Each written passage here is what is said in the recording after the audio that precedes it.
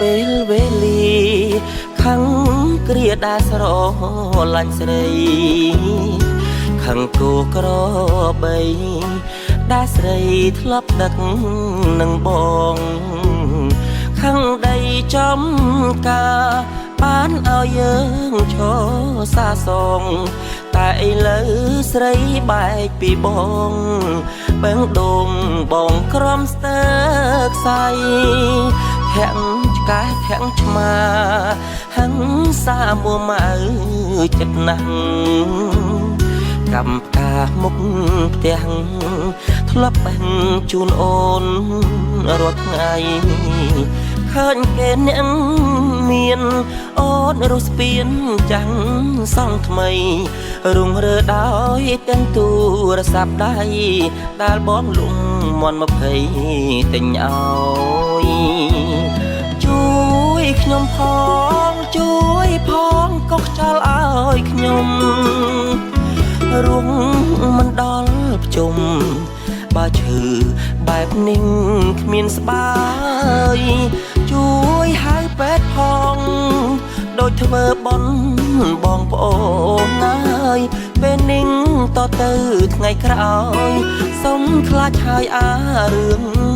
ស្នេហាសែនជែកមួយស្និទ្ធមានទឹកមានទាំងមន់ស្ងោបន់ឈប់ឆោឡោឈប់ខ្វល់ឈឺចាប់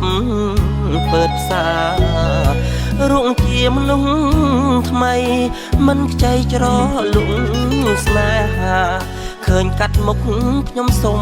ប្រាប់ថាមើលមាត់ខ្ញុំណាស្នេហាគឺណូ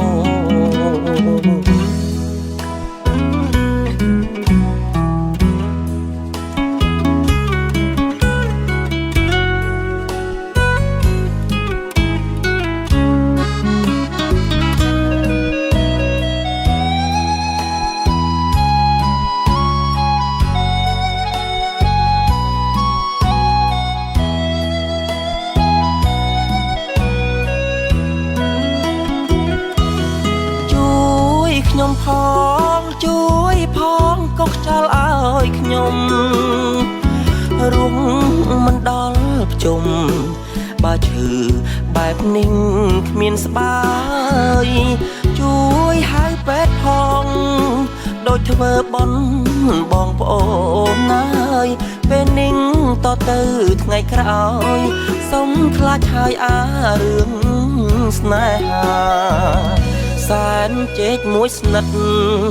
មានទឹកមានទាំងមន់ស្ងោ